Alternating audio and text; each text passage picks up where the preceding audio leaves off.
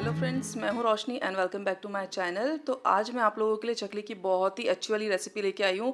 और इस रेसिपी से अगर आप चकली बनाते हो ना, तो ट्रस्ट मी कि कभी आपकी चकली ना बिगड़ने वाली है, ना कुछ होने वाला है, और इवन बहुत टेस्टी ये बनेगी। तो यहाँ पे मैंने जितना भी सामान मुझे चाहिए था वो ले लिया है। तो यहाँ पे मैंने 6 कटोरी चावल लिया है और इसी के अकॉर्डिंग फिर बाकी की सारी चीज़ें मैं लूँगी। तो यहाँ पे 6 कटोरी चावल जो है मैंने मेज़र करके ले लिया है। उसी से जस्ट आधी मतलब 3 कटोरी दाल ले ली है चने की, और 1.5 कटोरी दाल फिर इसकी उड़द की ले ली जिसमें छिलका नहीं है, और पौन कटोरी दाल मैंने ली है मूंग की, मतलब बिना छिलके वाली धुली हुई दाल, और 1 कटोरी पोहा और आधा कटोरी साबूदाना।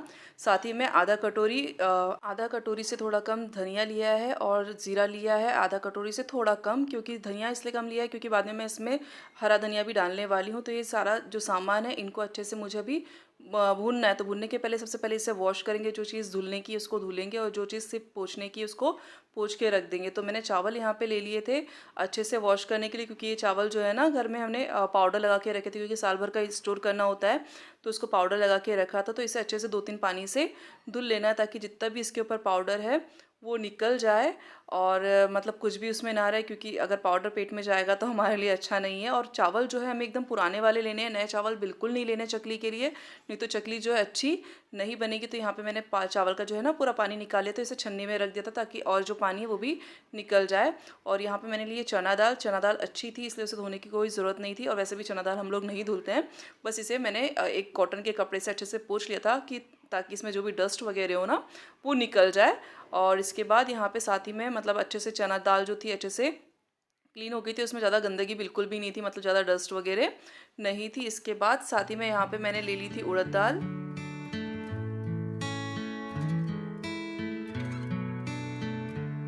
इसके बाद यहाँ पे मैंने जो है ना उड़द दाल अच्छे से पानी से धुल ली थी। पहले तो मैं इसे पोंछ रही थी, लेकिन फिर मैंने देखा कि नहीं, इसमें काफ़ी ज़्यादा डस्ट है, तो इसे अच्छे से मैंने धुल ली थी। उड़द दाल और मूंग दाल को एक साथ ही करके मैंने अच्छे से धुल लिया था, ताकि इसमें जितनी भी डस्ट है वो निकल जाए। और इसे भी 2-3 पानी से, 2 या 3-4 पानी से अच्छे से धुल लिया था, क्योंकि काफ़ी ज़्यादा इसमें डस्ट वगैरह मतलब इसी का पाउडर होता है, तो वो सब थी। और जो चावल है उसको हमने सुखाने हैं रूम में और पंखे में, इसको धूप में नहीं सुखाना। तो 3 से 4 घंटे में अच्छे से सूख जाएंगे चावल, ज़्यादा टाइम नहीं लगेगा। इसके बाद बारी आती है इनको सेकने की। तो सेकना जो है ना, सेकना मतलब भूनना, बहुत ही इंपॉर्टेंट प्रोसेस है कि किस तरह से आप भूनते हो। तो डिपेंड करता है भूनने पे कि आपकी चकली कैसी बनने वाली है। तो यहाँ पे जो चावल है मैंने 5-7 मिनट भूना था, और मीडियम आंच में ये भूना था, तेज़ आंच भी नहीं कम भी नहीं। और ज़्यादा चावल रहा तो थोड़ा ज़्यादा टाइम लगेगा, क्योंकि गर्म होने में टाइम लगता है। तो यहाँ पे मैंने इसे 5 से 7 मिनट अच्छा भून लिया था। और जो भूनना ऐसे है कि इसका कलर चेंज नहीं होना चाहिए, मतलब ब्राउन चावल नहीं होने चाहिए, चावल वाइट ही रहने चाहिए। और तो यहाँ पे अच्छे से चावल जो है ना भून चुके। मैंने हाथ लगा के देखा, बहुत जोर से चटका लगा, क्योंकि बहुत गर्म था। तो ऐसे डायरेक्ट हाथ ना लगाए, उसके मतलब चम्मच से अच्छे से फैला दिया मैंने। इसके बाद बारी आती है बाकी की चीज़ों को भुनने की। तो ये जो मूंग और उड़द की जो दाल थी धुली हुई रखी, तो इसके बाद मैंने उसे भी सेक लिया था। तो इसे सेकने में ज़्यादा टाइम नहीं लगा था, 5 मिनट के पहले ये सेक के तैयार हो गई थी, क्योंकि काफ़ी कम अमाउंट में थी, तो इसे ज़्यादा नहीं सेकना था। 4-5 मिनट के अंदर ये अच्छे से भुन जाती है। तो इसका भी कलर ज़्यादा चेंज नहीं करना है कि एकदम ब्राउन ब्राउन आप कर रहे हो, तो बिल्कुल भी नहीं, बस 4 से 5 मिनट में ये भी तैयार है भुन के। अब इसके बाद जो बाकी की चीज़ें हैं उनको भी भून लेंगे। तो अभी यहाँ पे बारी आती है चना दाल की। और चना दाल जो है ना इक्वल टाइम लेती है जितना कि चावल लेता है, इसे भी भूनने में उतना ही टाइम लगता है। तो चना दाल को भी अच्छे से भून लेंगे। तो 5-7 मिनट में ये भी भून गई थी। और इसका भी जो कलर है बिल्कुल चेंज नहीं होने देना है। चेंज नहीं होने देने का मतलब मेरा है कि आप दाल को जला नहीं देना है। मतलब होता है ना कि कई लोग नहीं, अभी तक तो भुना है, समझ में नहीं आ रहा है, तो रेड हुई ही नहीं है। ऐसा नहीं है, बस 5-7 मिनट इसको सेकना है, तो वो डन है, तैयार हो जाती है। मतलब आटे पिसाने के लिए, मतलब आपकी आगे की रेसिपी के लिए। और इसके बाद यहाँ पे जो है साबूदाना, इसे भी ले लिया था। तो इसे 2-3 मिनट अच्छे से गर्म किया है, और कुछ नहीं, ज़्यादा नहीं करना है इसे, बस 2-3 मिनट गर्म करना है। तो बस इसे भी अलग शिफ्ट कर दिया है बर्तन में, मतलब जिसमें मैंने चावल निकाल के रखे हैं ना, सारी चीज़ें मैं उसी में डाल के अच्छे से उसको चम्मच से फैला दे रही हूँ, ताकि वो ठंडा भी हो जाए। और यहाँ पे अब ले लिए मैंने पोहे, और पोहे को भी ज़्यादा देर तक भुनने की कोई ज़रूरत नहीं है, 2-3 मिनट में अच्छे से ये गर्म हो जाते हैं। और इसे भी मैं जो सेम बर्तन है ना उसी में निकाल के रख दूँगी। और फिर इसके बाद मैं भूनूँगी धनिया को। तो धनिया को इतना भुनना है कि आपको उसकी सेंट थोड़ी आए, मतलब कि मतलब जो भुनने के बाद जो सेंट आती है ना कि नहीं अभी भुन चुकी है चीज़ करके, तो इस तरह से सेंट आनी चाहिए। तो धनिया और ज़ीरा को बिल्कुल इसी तरह से भी भुनना है। तो यहाँ पे ज़ीरा भी मैंने ले लिया है और इसे भी उतनी अच्छे से भून लूँगी। और ज़ीरा ज़्यादा टाइम नहीं लेता है, ज़ीरा जो है ना बहुत जल्दी भून जाता है। धनिया थोड़ा टाइम लेता है एज़ कम्पेयर टू ज़ीरा, लेकिन ज़ीरा बहुत जल्दी भून जाता है। और ये सारी चीज़ें भूनते टाइम ना आप धनिया ज़ीरा थोड़ा सा ध्यान रखें, क्योंकि ये बहुत जल्दी भून के तैयार हो जाता है। वरना क्या है ना, 2-3 मिनट के ऊपर अगर आप रखोगे तो वो जल जाएगा, क्योंकि ऑलरेडी जो बर्तन जिसमें हम लोग सेक रहे हैं ना वो बहुत पहले से ही गर्म है, क्योंकि सारी चीज़ों जो है वो उसमें सेकी है, तो बर्तन बहुत ज़्यादा गर्म है, तो ध्यान रखिएगा। तो यहाँ पे मैंने ज़ीरा भी निकाल लिया है। अब इन सारी जो चीज़ें हैं ना, ये यहाँ पे ज़ीरा धनिया ये सब कुछ रेडी है भून के, और जो बाकी की चीज़ें हैं वो भी। अब इनको क्या करूँगी ना, थोड़ा सा चम्मच से फैला दूंगी ताकि इसके अंदर जो गर्माहट है वो निकल जाए, और मतलब अच्छे से वो ठंडा हो जाए। और जब ठंडा हो जाए ना, उसी के बाद इसे पिसाने के लिए भेजना है। और जब आप इसे पिसाओ ना, तो हमेशा याद रखो कि इसे आप चकली का बेसन है या फिर सादा बेसन है उसी के ऊपर पिसाओ। जवारी का आटा या गेहूं के आटे के ऊपर बिल्कुल उसे नहीं पिसाना है, नहीं तो चकली जो है बिगड़ जाएगी। तो ये जो आटा है चकली का, ये मतलब पीस के तैयार है। अब इसका जो है पूरा मिश्रण बनाना है अभी चकली के लिए। तो यहाँ पे अदरक, हरी मिर्च और हरा धनिया और लहसुन ले लिया है। ये सब चीज़ें इसलिए ली है क्योंकि मुझे टेस्ट जो चकली है ना ज़्यादा टेस्टी बनानी। क्रिस्पी तो बनने ही वाली है, नो डाउट कि क्रिस्पी नहीं बनेगी, क्रिस्पी तो बनने ही वाली है, लेकिन साथ ही में साथ साथ चकली का जो टेस्ट है ना वो भी मैटर करता है कि टेस्ट बहुत अच्छा होना चाहिए। तो ये सारी चीज़ें मैं उसमें ऐड करूँगी ताकि चकली का जो टेस्ट है बहुत अच्छा है। खुशखुशी तो वो बनेगी ही, लेकिन जो टेस्ट है वो बहुत अच्छा है।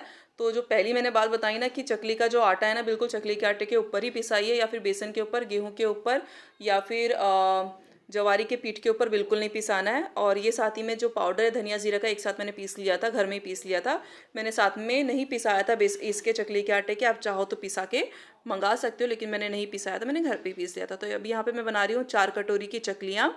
तो इसी के अकॉर्डिंग जो है मैं बाकी का प्रमाण आपको मेज़रमेंट आप लोगों को बताऊँगी कि क्या क्या लेना है। तो यहाँ पे मैंने 4 कटोरी जो है चकली का जो आटा है वो मैंने ले लिया है।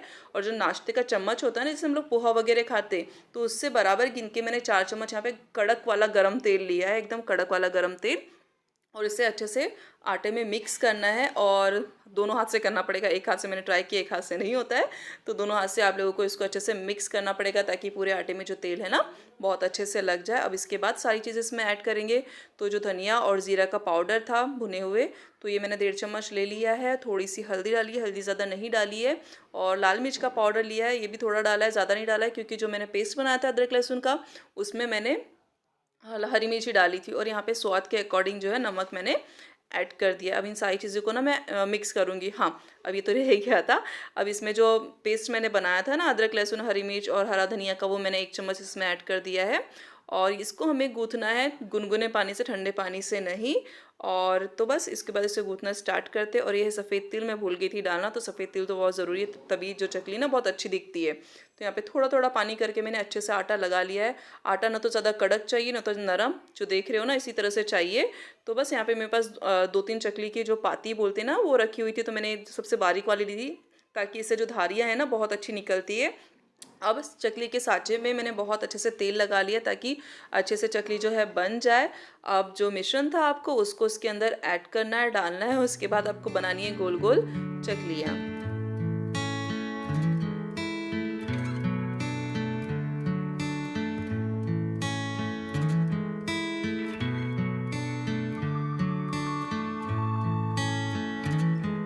चकली बनाने के लिए मैंने यहाँ पे एक थाली ले ली बड़ी वाली, जिसमें मैंने थोड़ा सा तेल लगा लिया। नहीं भी लगाओगे तो कोई प्रॉब्लम नहीं है, चिकली चिपकती नहीं है। तो इसके ऊपर मैं सारी जो चकलियाँ हैं ना वो निकालूंगी। या सबसे बड़ी थाली प्लेट या कुछ भी हो आपके घर में तो उसमें भी बना सकते हो, ईजी जाएगा।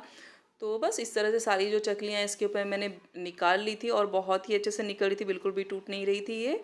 तो इसके बाद जो है ना, हाँ साथ ही साथ मैंने जो तेल है वो भी गर्म करने रख दिया था ताकि इधर का जो काम मेरा हो रहा है ना तो तेल भी गर्म हो जाए, फिर एक्स्ट्रा वेट ना करना पड़े। तो चकलियाँ जो है बन गई है, एक फेर की तो बन गई थी, बाकी की मैं बाद में निकाल लूँगी।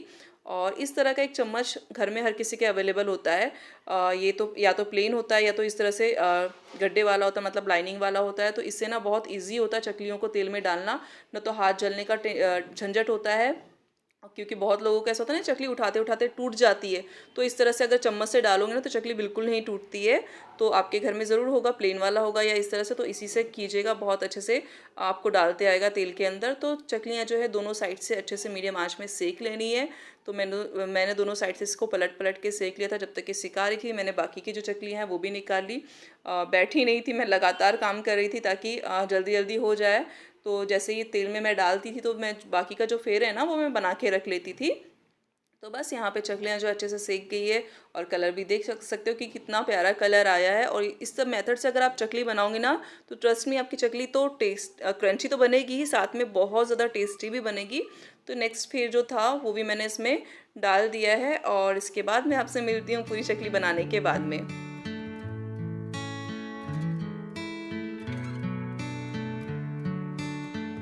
तो ये है हमारी सारी चकलियाँ जो बहुत ही क्रंची बनी है और बहुत अच्छी बनी है। तो ज़रूर एक बार ट्राई करना इस मेथड से चकली बनाने का, बता रही हूँ बहुत मतलब बहुत ही अच्छी बनती है, बहुत टेस्टी बनती है, और आपकी चकली कभी भी नहीं बिगड़ेगी। और देखो प्यारी प्यारी सी, और इसके ऊपर तिल इतने अच्छे दिख रहे हैं ना, सफ़ेद वाले, बहुत ही अच्छे दिख रहे हैं।